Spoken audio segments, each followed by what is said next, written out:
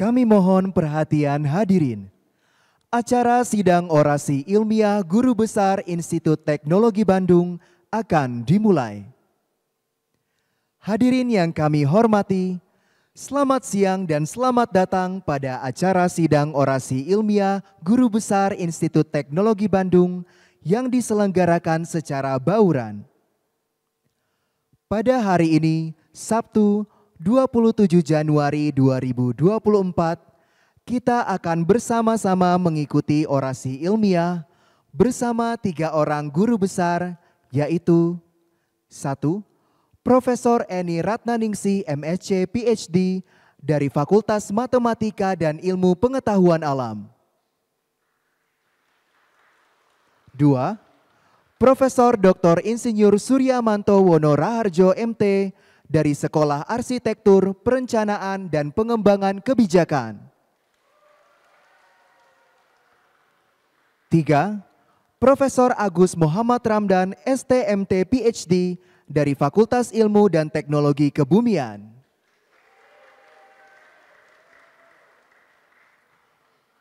Kepada anggota Majelis Wali Amanat, Ketua Senat Akademik, Ketua dan anggota Forum Guru Besar, para dekan, Ketua Senat Fakultas Sekolah, dan para guru besar pemberi orasi ilmiah, kami mohon untuk berfoto bersama.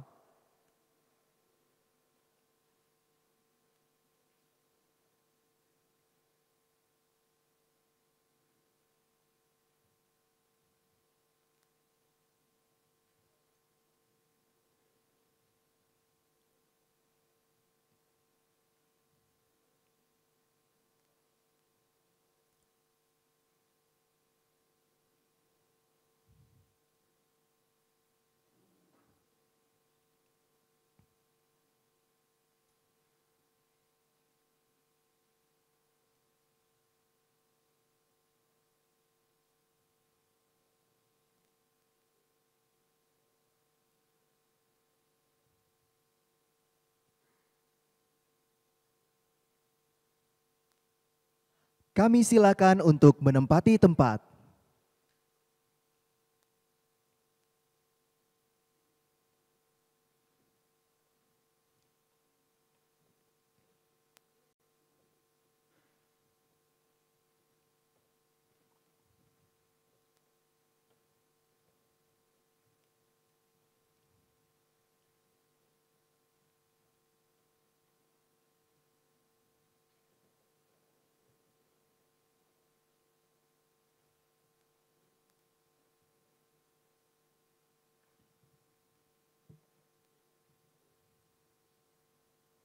Lagu Kebangsaan Indonesia Raya dinyanyikan oleh seluruh hadirin. Hadirin dimohon berdiri.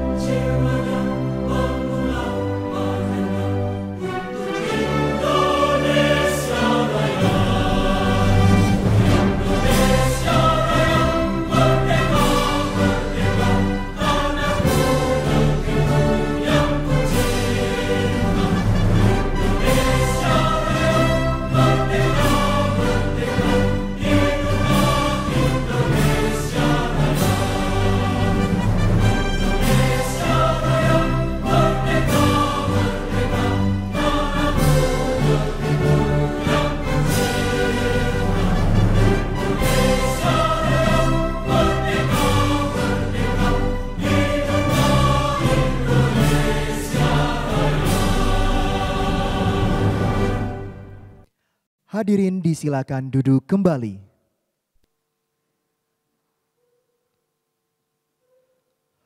Pembukaan sidang orasi ilmiah Guru Besar Institut Teknologi Bandung oleh Ketua Forum Guru Besar Institut Teknologi Bandung. Yang terhormat Ketua Majelis Wali Amanat ITB yang diwakili oleh anggota Majelis Wali Amanat ITB. Yang kami hormati Ketua Senat Akademik ITB, Rektor ITB atau yang mewakili, anggota Forum Guru Besar ITB, para dekan, Ketua Senat Fakultas Sekolah atau yang mewakili, serta tamu undangan luring dan daring yang kami muliakan.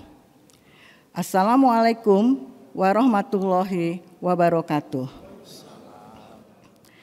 Pada hari ini, Sabtu tanggal 27 Januari tahun 2024, Forum Guru Besar Institut Teknologi Bandung menyelenggarakan sidang orasi ilmiah Guru Besar ITB, yaitu 1. Profesor Eni Ratnaningsih, MSc, PhD, dari Fakultas Matematika dan Ilmu Pengetahuan Alam dengan judul orasi Eksplorasi Halo Asam Dehalogenase dari Bakteri Endogenus Indonesia. 2. Profesor Dr. Insinyur Suryamanto Wonoraharjo MT dari Sekolah Arsitektur, Perencanaan dan Pengembangan Kebijakan dengan judul orasi Pengembangan Teknologi Pengendalian Lingkungan Termal Bangunan dan Kawasan Perkotaan. 3.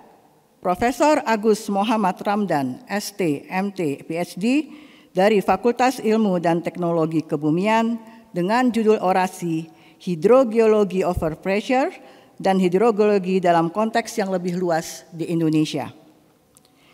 Kami mengucapkan terima kasih atas kehadiran Bapak, Ibu, Saudara, Saudari di Gedung Aula Barat dan pada ruang virtual Zoom meeting.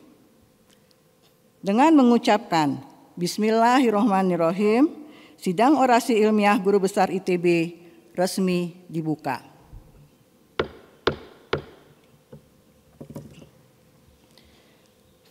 Selanjutnya, kami persilakan Dekan Fakultas Matematika dan Ilmu Pengetahuan Alam, Profesor Insinyur Wahyu Sri Gutomo, SSI, MSI, PhD, untuk membacakan riwayat hidup Profesor Eni Ratnaningsih, MSc, PhD. Terima kasih Ibu Ketua. Assalamualaikum warahmatullahi wabarakatuh. Pimpinan MWA, segenap pimpinan Senat Akademik ITB, Forum Guru Besar, serta pimpinan ITB dan hadirin sekalian yang berbahagia. Atas nama Fakultas Matematika dan Ilmu Pengetahuan Alam, FMIPA, izinkan saya membacakan CV kurikulum vitae dari Profesor Eni Ratnaningsih yang akan menyampaikan orasinya berjudul Eksplorasi Halo Asam Dehalogenase dari Bakteri Endogenus Indonesia. Ibu Eni Ratnaningsih, Profesor Eni Ratnaningsih, lahir di Semarang 1 September 1958. Beliau bergabung dalam kelompok keahlian biokimia dan rekayasa biomolekul.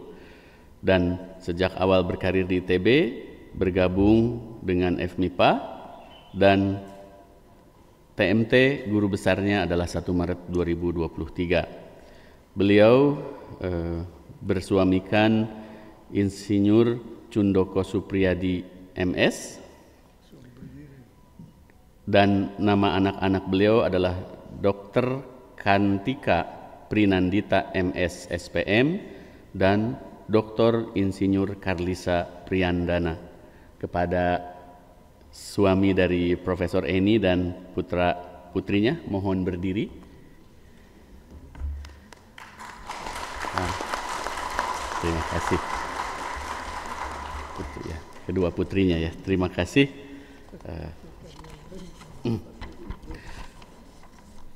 Pendidikan beliau di pendidikan tinggi dimulai dari kelulusan sarjana dari jurusan kimia FMIPA ITB Bandung tahun 83. Kemudian dilanjutkan dari program magister jurusan kimia FMIPA ITB tahun 1987.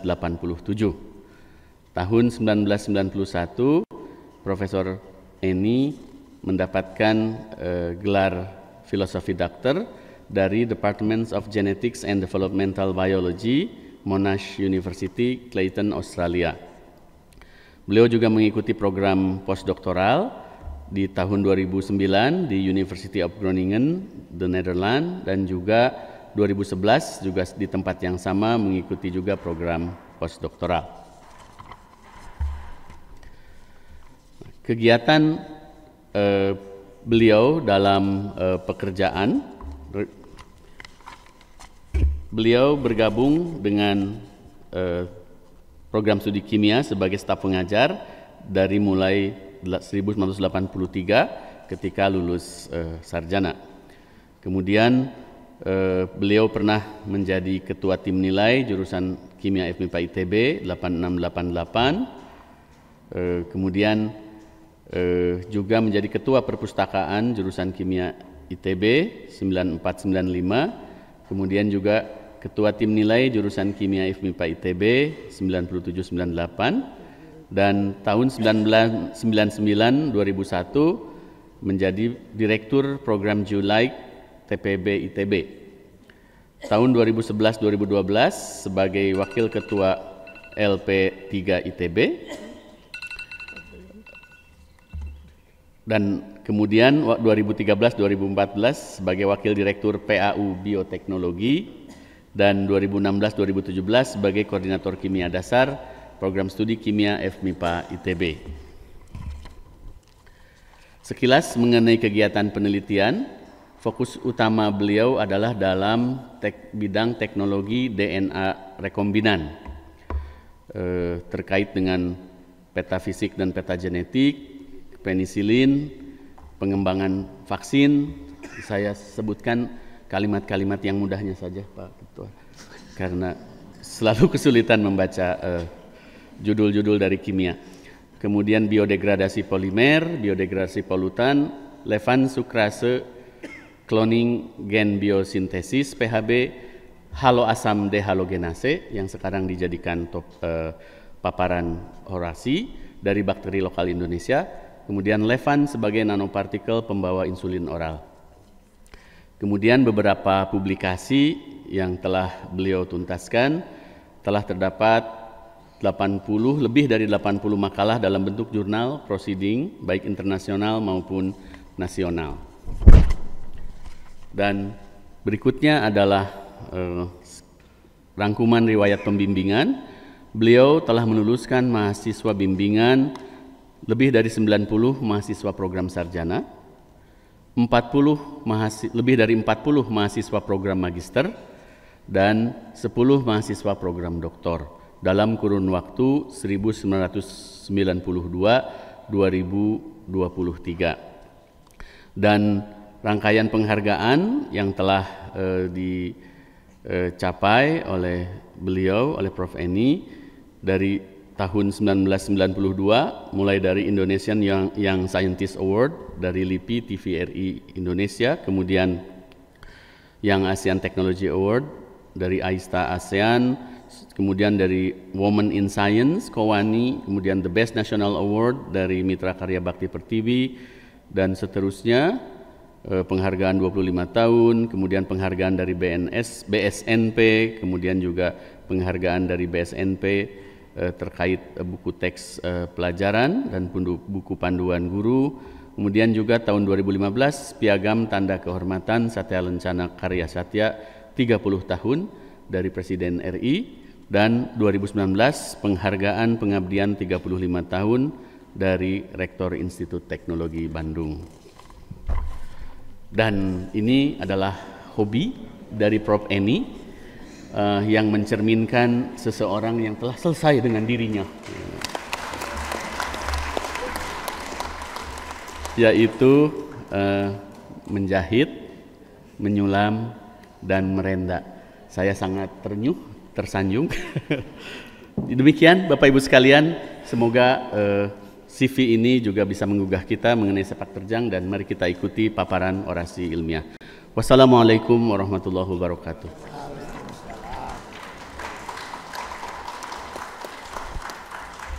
Berikutnya kami persilakan Profesor Eni Ratnaningsih, MSc, PhD, untuk menyampaikan orasi ilmiah.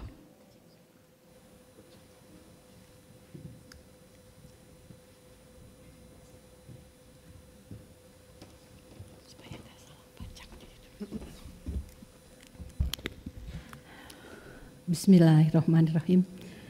Yang terhormat Ketua Majelis Wali Amanat ITB atau yang mewakili, yang kami hormati Ketua Senat Akademik ITB, Rektor ITB atau yang mewakili, Ketua, Sekretaris, Anggota Forum Guru Besar ITB, para dekan dan para Ketua Senat Fakultas Sekolah atau yang mewakili, serta Bapak dan Ibu tamu undangan yang hadir di Aula Barat IT dan juga tamu undangan yang hadir secara daring. Assalamualaikum warahmatullahi wabarakatuh. Selamat siang, salam sejahtera bagi kita semua. Perkenankan saya untuk menyampaikan orasi ilmiah, salah satu topik penelitian yang saya tekuni selama mengabdi sebagai dosen di program studi kimia FMIPA ITB, yang saya lakukan bersama mahasiswa S1, S2 maupun S3 sebagai bentuk integritas antara penelitian dan pengajaran, berjudul Eksplorasi Haloasam Dehalogenase dari Bakteri Endogenus Indonesia.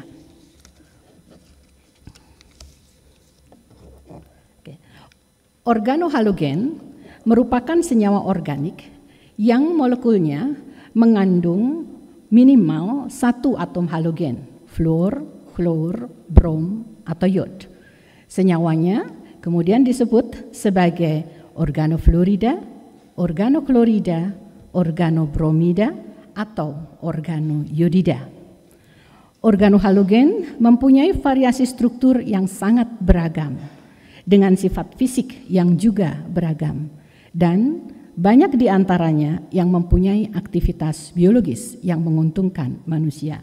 Oleh sebab itu, organohalogen juga dikelompokkan berdasarkan jenis gugus R-nya, sehingga dikenal adanya haloalkana, haloaromatik, haloasam, dan sebagainya. Struktur R ini dapat sangat sederhana, seperti pada monokloroastat, dan bisa sangat besar dan kompleks, seperti pada vankomisin. Molekul vankomisin mengandung 2 atom klorida. Vankomisin merupakan salah satu jenis antibiotik yang telah digunakan sejak 70 tahun yang lalu hingga sekarang.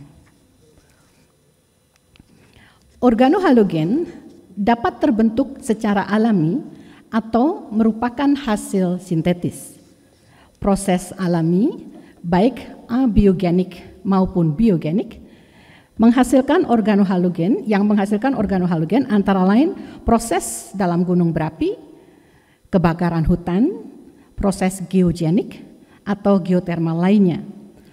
Hampir semua organisme hidup menghasilkan organohalogen. Di dalam tubuh kita juga ada organohalogen. Organisme yang paling banyak menghasilkan organohalogen adalah organisme laut. Karena air laut banyak mengandung klor, sehingga organisme laut dapat menginkorporasi klor ke dalam berbagai jalur metabolismenya, baik sebagai metabolit utama maupun metabolit sekunder. Organohalogen sangat menarik untuk dipelajari, karena senyawa ini mempunyai sifat fisik dan sifat kimia yang banyak memberikan manfaat untuk meningkatkan kualitas hidup manusia. Didorong oleh banyaknya manfaat yang ditawarkan organohalogen, senyawa ini juga marak disintesis, digunakan sebagai herbisida dan pestisida, obat-obatan, produk plastik, pelarut di dalam industri, juga sebagai flame retardants atau sebagai zat pemadam api. Salah satu contohnya adalah penggunaan herbisida glifosat Saat ini digunakan secara besar-besaran dalam dunia pertanian untuk mengatasi gulma. Terlepas dari sifat toksik yang ditimbulkannya, European Union baru-baru ini telah memperpanjang izin penggunaan glifosat hingga 10 tahun ke depan. Introduksi senyawa organohalogen sintetis ini telah memicu banyak masalah lingkungan karena organohalogen sintetis bersifat persisten di lingkungan, sulit didegradasi, bersifat racun bagi makhluk hidup. Organohalogen merupakan polutan dan seringkali disebut sebagai antropogenik, senyawa yang masuk ke lingkungan dan memberikan dampak buruk bagi masyarakat karena memicu atau mempercepat terjadinya bencana. Organohalogen dan dehalogenase merupakan pasangan substrat dan enzim yang mengkatalisis proses dehalogenasi substrat tersebut. Dehalogenase umumnya digunakan oleh mikroorganisme untuk melakukan dehalogenasi pada senyawa organohalogen sehingga menghasilkan senyawa karbon yang tidak beracun yang kemudian dapat digunakan sebagai sumber karbon untuk menunjang kehidupan organisme tersebut, untuk mendapatkan energi atau sebagai akseptor elektron pada proses pernafasan dalam kondisi anaerob. Asam monokloroasetat atau MCA merupakan salah satu senyawa organohalogen yang paling banyak digunakan dan produksinya selalu meningkat dari tahun ke tahun. Oleh sebab itu, limbah MCA di lingkungan juga selalu meningkat. Haloasam dehalogenase merupakan enzim yang dapat memutuskan ikatan antara klor dan karbon di dalam haloasam tersebut. Berdasarkan mekanisme katalisisnya, haloasam dehalogenase dikelompokkan menjadi 2 jenis. Katalisis tipe 1, reaksi dehalogenasi terjadi dalam 1 tahap. Sedangkan katalisis tipe 2, reaksinya terjadi dalam 2 tahap, melewati hasil antara yang berbentuk ester. Pada kedua reaksi ini selalu dihasilkan ion klorida. Oleh sebab itu, aktivitas haloasam dehalogenase dapat dikuantifikasi dengan mengidentifikasi ion klorida yang dilepaskan pada proses katalisis ini. Struktur molekul haloasam dehalogenase dari 2 tipe reaksi tersebut juga menunjukkan perbedaan.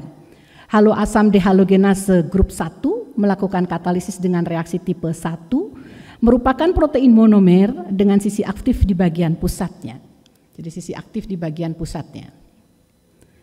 Sementara itu, haloasam dehalogenase grup 2 melakukan katalisis dengan reaksi tipe 2 merupakan molekul protein dimer dengan 2 sisi aktif.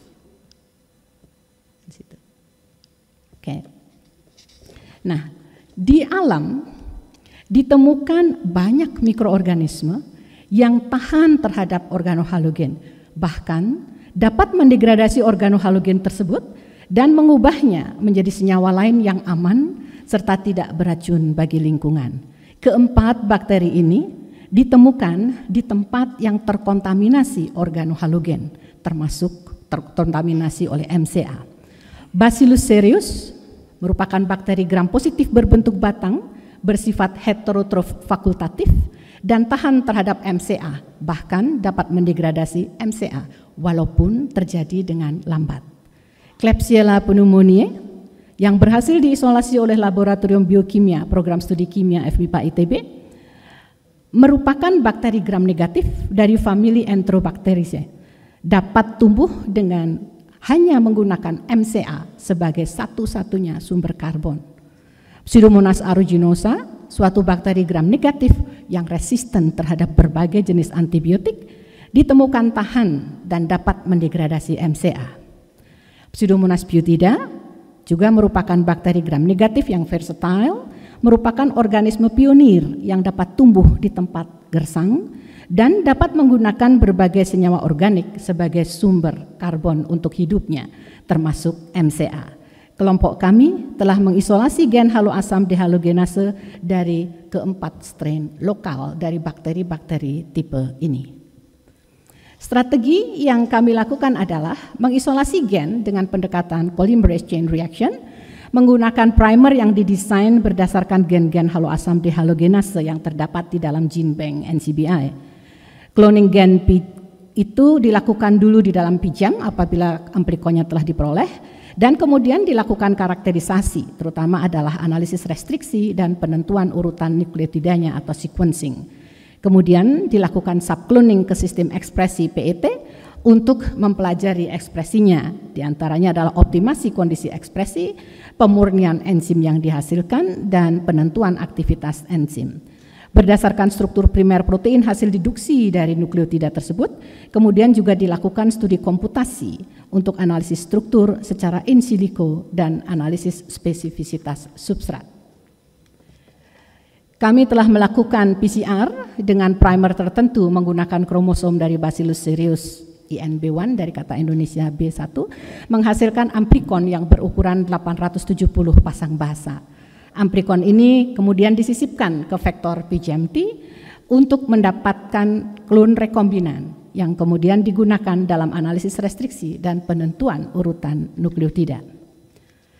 Fragmen ini kemudian disubklon ke sistem ekspresi PET dan ekspresinya telah dipelajari. Kondisi optimum untuk ekspresi klon rekombinan telah diperoleh. Optimasi ekspresi dalam hal ini dilakukan secara konvensional, yaitu dengan cara mengubah satu variabel dan mempertahankan variabel lainnya bernilai tetap. Keberadaan haloasam dehalogenase telah dipelajari menggunakan simogram yang mendeteksi keberadaan ion klorida sebagai hasil degradasi MCA. Dalam hal ini, ion klorida diidentifikasi dengan larutan AgNO3 sehingga dihasilkan endapan yang berwarna putih. Pemurnian enzim juga telah berhasil dilakukan dengan kolom kromatografi NI-NTA. Hasil yang diperoleh menunjukkan bahwa haloasam dehalogenase yang murni mempunyai aktivitas 12 kali lebih tinggi dibandingkan ekstrak kasar enzimnya. Urutan nukleotida haloasam dehalogenase dari Bacillus cereus ini kami peroleh secara utuh, mengandung start codon ATG, dan mengandung stop codon TAA. Nah, urutan ini telah dideposit di dalam gene bank NCBI sehingga dapat diakses oleh para peneliti lain dari manapun.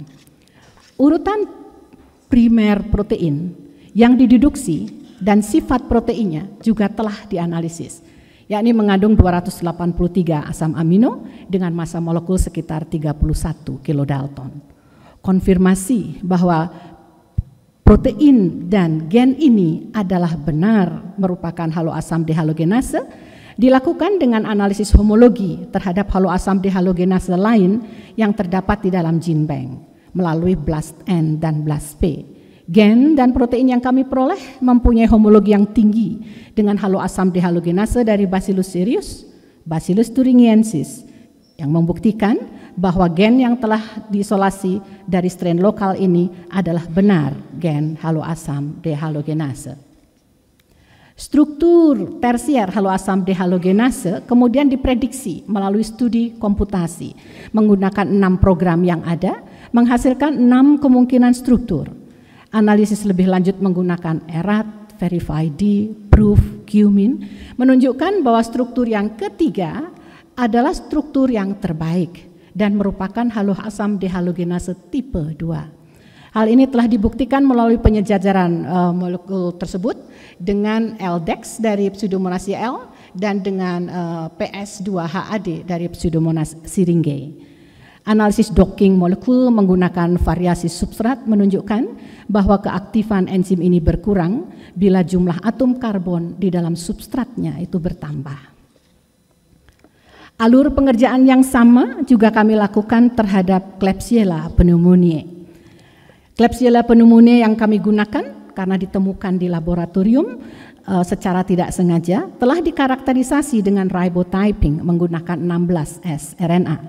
Dari strain ini kami juga telah memperoleh gen haloasam dehalogenase utuh yang mengandung start codon ATG dan stop codon TGA. Urutan nukleotida ini juga telah dideposit di dalam gene bank NCBI.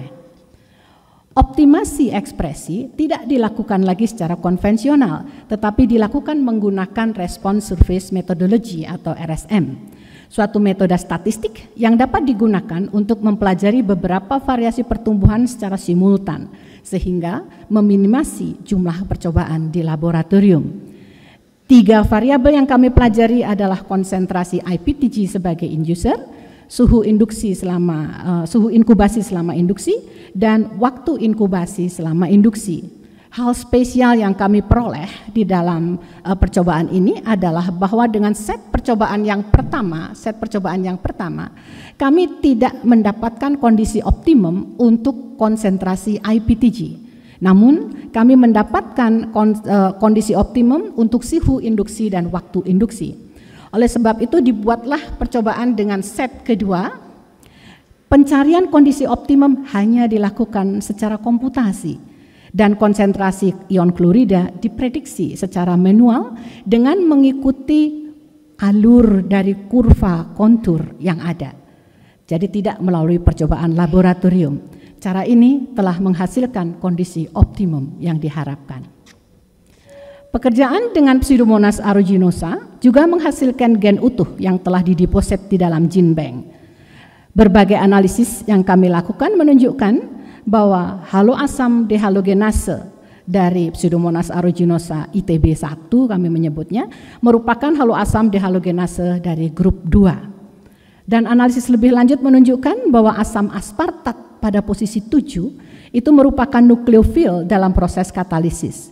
Hal ini juga diamati pada haloasam dehalogenase lain, meskipun posisi asam aspartatnya dapat berbeda. Kami mencoba mempelajari fungsi dari aspartat 7 ini melalui percobaan mutasi terarah site directed mutagenesis D7A, mencoba mengubah asam aspartat pada posisi 7 menjadi alanin. Mutasi ini telah berhasil kami lakukan dan kami telah memperoleh mutan D7A. Enzimnya ternyata memiliki aktivitas 3 kali lebih rendah dibandingkan wild type-nya, mengindikasikan bahwa aspartat 7 memang berperan penting dalam proses katalisis, meskipun nampaknya ada aspartat lain di sekitarnya yang dapat membackup fungsinya sebagai nukleofil. Untuk Pseudomonas butida telah dilakukan studi komputasi untuk mencari gen haloasam dehalogenase menggunakan strain KT2440. Urutan genom bakteri ini telah tersedia lengkap di dalam gene bank dan kemudian digunakan di dalam analisis ini. Gen haloasam dehalogenase dicoba dilacak melalui penelusuran daerah lestari. Penelusuran ini menghasilkan 5 gen putatif yang kemudian dimodelkan dengan iTeser. Analisis skor C dengan kombinasi analisis TM-align menghasilkan 2 struktur yang diprediksi merupakan haloasam dehalogenase, yaitu HAD3 dan HAD5. Analisis lebih lanjut dilakukan melalui docking menggunakan beberapa substrat dengan kloropirifos sebagai kontrol negatif. Dilanjutkan dengan analisis coach dan kofaktor yang memberikan HAD5 sebagai kandidat haloasam dehalogenase pada Pseudomonas butida KT2440. Hasil ini memberikan arahan yang jelas untuk mengisolasi gen haloasam dehalogenase dari strain Pseudomonas butida lainnya. Bapak Ibu yang terhormat, uraian yang saya sampaikan menunjukkan bahwa berbagai pendekatan dapat dilakukan untuk mempelajari haloasam dehalogenase yang dihasilkan oleh strain lokal. Pada kesempatan ini, perkenankan saya menyampaikan ucapan terima kasih kepada pimpinan ITB Pusat, Fakultas khususnya MIPA dan Program Studi Kimia, pimpinan Forum Guru Besar ITB dan seluruh jajarannya, pimpinan Senat Akademik ITB dan seluruh jajarannya, dan pimpinan Senat Fakultas MIPA beserta seluruh jajarannya. Perkenankan kami juga menyampaikan terima kasih yang tak berhimba kepada ayah dan ibu, almarhum dan almarhumah. Ayah saya adalah ABRI yang maju perang dan ibu saya adalah guru SD. Keduanya telah mendidik kami dengan baik, dengan cinta dan kasih sayang untuk selalu bekerja keras, belajar dengan keras, jujur, sabar, bertahan di dalam menghadapi berbagai cobaan dan selalu berbuat baik pada sesama, hingga membuat saya saat ini bisa berdiri di sini. Terima kasih kepada kakak tertua saya, Dr. Wawang Urianto SPM, dan Ibu Dr. Mimi Astuti, yang telah menyempatkan untuk datang dari Mataram ke Bandung, khusus untuk acara ini. Terima kasih juga kepada kakak kedua saya, Dr. Edianto SBM, dan istri Ibu Sri Murtini yang juga telah datang dari Surabaya tadi malam untuk acara ini. Terima kasih kepada adik saya, Dr. Anda Eli Widyaningsih, dan suami adik Hudi Suyanto AMB yang mengurus kesemuanya sebagai tuan rumah yang baik di Bandung. Kami juga menyampaikan terima kasih kepada para pemberi rekomendasi, Profesor Richard Safre, teman saya waktu menyelesaikan S3 di Monash. Beliau saat ini menjadi profesor di Royal Melbourne Children's Hospital Australia. Terima kasih kepada Prof. Eric Heers dari University of Groningen, the Netherlands. Saya telah melakukan 2 kali postdoc ke sana. Profesor Waras Kamdi dari Universitas Negeri Malang, beliau berkenan hadir dan duduk bersama kami di sini. Terima kasih Pak Waras. Profesor Irmina Murwani dari Institut Teknologi 10 November Surabaya yang juga berkenan hadir di sini. Terima kasih Bu Irmina. Profesor Surya Rusaputra dari ITS, beliau tidak bisa hadir. Profesor I. Gedewenten dari ITB. Saya mengucapkan terima kasih yang terberhingga secara spesifik pada Pak Wenten. Beliau saat ini sedang tidak sehat, tetapi beliaulah yang mendorong saya untuk berdiri di sini. Walaupun saya sudah berkali-kali mengibarkan bendera putih di depan beliau karena prosesnya sangat berliku dan panjang. Profesor Hermawan Kresno Dipoyono dari Institut Teknologi dari Institut Teknologi Bandung. Mas Kresno ini adalah kakak kelas saya waktu di SMA Negeri Jember. Kemudian Profesor Mindriani Syafila, terima kasih Bu Mindri. Profesor Robert Manurung, terima kasih Pak Robert dari ITB. Pak Robert bekerja sama saya banyak menjadi anak buah beliau saat mengerjakan Catrova Kurkas. Profesor Trianta, Profesor Julia Onggo yang berkenan hadir, terima kasih Mbak Julia. Profesor I. Made Arcana dan Profesor Desi Natalia yang saat ini juga bersama kita di sini. Terima kasih Bu Desi atas semua bantuan dan hal-hal yang diberikan kepada saya untuk sampai pada posisi ini. Kami menyampaikan terima kasih kepada kelompok biokimia dan rekayasa biomolekul. Di sini ada Prof. Ahmaloka, ada Prof. Zaili Nurrahman, ada Prof. Fida Madayanti, dan juga ada Prof. Desi Natalia, dan juga ada Prof. Rukman Hertadi. Saya banyak sekali ikut di dalam penelitian Pak Rukman. Terima kasih Pak Rukman. Secara spesifik kami menyampaikan terima kasih kepada Ibu Rindia, karena Ibu Rindia yang banyak membantu saya di dalam proses administrasi saat mengajukan professorship ini. Saya juga menyampaikan terima kasih kepada rekan-rekan dari program studi kimia ITB atas kebersamaannya selama ini di dalam memperjuangkan untuk belajar kimia dan mengembangkan kimia di Indonesia. Secara spesifik terima kasih kami sampaikan kepada GP Grand Prix yang juga telah banyak membantu dalam proses administrasi. Terima kasih juga kepada teman-teman dari kimia angkatan 78 saat ini diwakili oleh Bapak Dr. Bambang Ari Wahyudi hadir dalam ruangan ini. Teman-teman dari T10 ITB, One Love, yang juga menyempatkan hadir, Entin, Wiwit, Cici, Neto, Bu Ani, dan Mas Erol. Terima kasih atas kehadirannya. Kami menyampaikan juga terima kasih kepada teman-teman alumni SMA Negeri Jember dan SUS 77 kami menyebutnya, yang saat ini diwakili oleh Bapak Insinyur Haridoso dan Insinyur Betty Haridoso.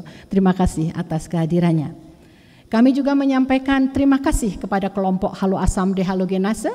Terima kasih Fauzan, Idris, Saifullah yang saat ini telah hadir, termasuk Bernardus Kelvin juga hadir, dan teman-teman lain yang saat ini telah menempuh studi lanjut di UK maupun di tempat-tempat lain. Waude dan Sahda juga terima kasih atas semua bantuannya. Ini adalah my family, the big family. Saya telah dikaruniai 7 cucu dari 2 orang anak. Dan cucu saya yang tertua saat ini sudah menjadi mahasiswa di farmasi ITB, alhamdulillah. Jadi kami keluarga dari ITB. Kemudian saya baru saja dikaruniai 2 orang cucu dari 2 anak itu yang lahir secara berdekatan, Rania dan Amar. Jadi mereka baru berusia 10 bulan dan 7 bulan saat ini. Penghargaan atau anugerah terbesar buat kami. Terima kasih juga kepada suami saya, Mas Jun, yang telah membimbing saya selama ini dengan sabar dan dengan semua liku-liku kehidupan yang kita hadapi. Baik, perkenankan pada kesempatan terakhir ini saya membacakan kode kehormatan Guru Besar ITB. Dalam mengemban amanah Guru Besar Institut Teknologi Bandung, saya akan menjaga kehormatan Guru Besar dengan selalu meningkatkan kompetensi keilmuan, membangun lingkungan masyarakat keilmuan saya, serta memberikan keteladanan dan manfaat atas keberadaan saya.